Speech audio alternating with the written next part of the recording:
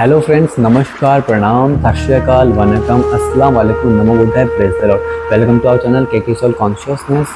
आज हम मनुष्य को अपने कैरेक्टर को अच्छा करने की ज़रूरत है।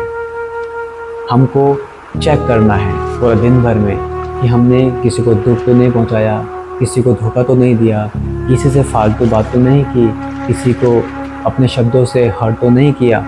खुद को आत्मा समझकर उस परमात्मा को कितनी बार याद किया, कितनों को खुद की तरह अच्छा बनने के लिए प्रेरित किया। और ये सब संभव है ईश्वर से योग लगा के। भक्ति मार्ग में लोग धर्म और जाति में बटे रहते हैं, बुद्धि टिक नहीं पाती है, कहीं ध्यान लगा नहीं पाते हैं। तो इसलिए खुद को आत्मा समझो, और ईश्वर तो है ही ज्योति बिंदु, परमपिता परमेश्वर, उससे अपना योग लगाओ।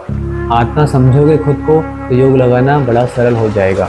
अगर शरीर समझोगे तो बुद्धि भटकती रहेगी। जिस्मानी दुनिया से रूहानी दुनिया में हमको आने की ज़रूरत है। बॉडी कॉन्शियसनेस से सोल कॉन्शियसनेस की तरफ आना ज़रूरी है, और ये तभी संभव है जब आप अपनी आत्मा को समझोगे, खुद को आत्मा समझोगे। आत्मा की शक्ति को, आत्मा के गुणों को आपको याद करना है, समझना है। खुद को आत्मा समझकर, ज्योति बिंदु समझकर उस परमपिता परमात्मा से योग लगाना, संबंध स्थापित करना, मेडिटेशन करना, यही आध्यात्मिकता सिखाती है और यही आध्यात्मिकता है। तो आज हमको ज़रूरत है आध्यात्मिकता में आने की, स्पिरिचुअल होने की। तभी पूरे संसार में सुख, शांति और शक्ति का अनुभव हम कर सकते हैं। सभी जातियों को, सभी धर्मों को हम एक बना सकते हैं आध्यात्मिकता के माध्यम से, स्पिरिचुअलिटी के माध्यम से। स्पिरिचुअल बने, स्पिरिचुअल मीन्स आत्मिक बने। और आत्मिक कब बनेंगे? जब खुद को आत्मा समझेंगे।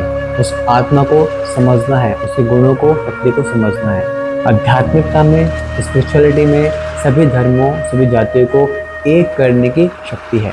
दिन भर में स्वयं को इस जिस्मानी दुनिया से रूहानी दुनिया में लाने की कोशिश करते रहें। सिर्फ एक हफ्ता खुद को आत्मा समझकर चलें, आध्यात्मिकता को सीखें, समझें, फॉलो करें।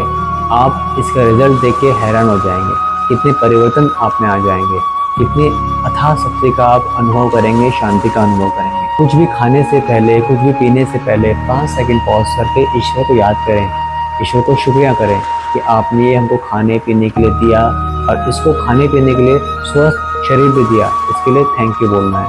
सिर्फ 5 सेकंड लगते हैं ऐसा प्रार्थना करने में। कहीं जाने से पहले ईश्वर को याद करें, कुछ काम शुरू करने से पहले ईश्वर को याद करें। मतलब बार बार बहाने से ईश्वर से अपना रिश्ता जोड़ते रहें, उसको याद करते रहें, ईश्वर की याद की यात्रा में चलते रहें। सारे काम सरल हो जाएंगे, फिर किसी और से बना के रखने की ज़रूरत नहीं पड़ेगी। अपने विकर्म, विकार, बीमारियों को नष्ट करने का आज एक ही सॉल्यूशन है, और वो है ईश्वर की याद में रहना, ईश्वर की याद की यात्रा में चलते रहना। शरीर तो हमने छोड़ना ही है, पर कौन कब शरीर छोड़ेगा हमको नहीं पता। तो इसलिए पवित्र बनकर ही हमको जाना है। तो पवित्र बनने के लिए अपनी आत्मा को प्योरीफाई करना होगा। अपनी आत्मा को प्योरीफाई करने का एक ही तरीका है, वो है उस परमात्मा से, उस परवदिगार से अपनी आत्मा को जोड़ना और शक्तियों को हासिल करना, पवित्र बनना। बाद में हो सकता है पवित्र बनने का मौका ही ना मिले।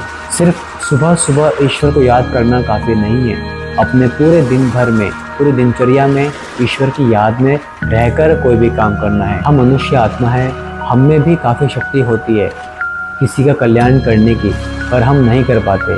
तो ज़रूर कोई ना कोई खामी हम में ज़रूर है। अपनी वाणी में शीतलता लाएं, अपने व्यवहार में नरमी रखें, ईश्वर की याद में रहें। ईश्वर की याद में रहने से हमारी विचारधाराएँ अच्छी होती है, हमारे थॉट अच्छे होते हैं।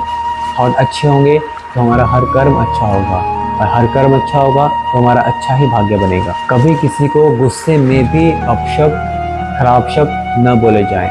ऐसी प्रैक्टिस करते रहें, शांत रहें, शांत विचारों को अपने मन में पैदा करें। जिस तरह के हमारे विचार होते हैं वैसा ही हमारा जीवन बनता है। अगर सुबह दिन की शुरुआत अच्छी होती है तो पूरा दिन खुशनुमा होता है। सुबह एकांत में, शांति में बैठकर परमात्मा को, परवदिगार को याद करो, और पूरी दुनिया को भूल जाओ।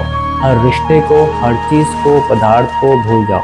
खुद को हाई एनर्जी में, एक पॉजिटिव ऑरे में बनाए रखें। हर चीज़ में संतुष्टता बनाए रखें। किसी किसी के पास तो इतना भी नहीं होता। विशेष आत्माएं वो होती हैं जो सदा संतुष्टता का अनुभव करती हैं और अपनी दृष्टि, वृत्ति और कृति के द्वारा दूसरे को भी संतुष्टता का अनुभव करवाते हैं।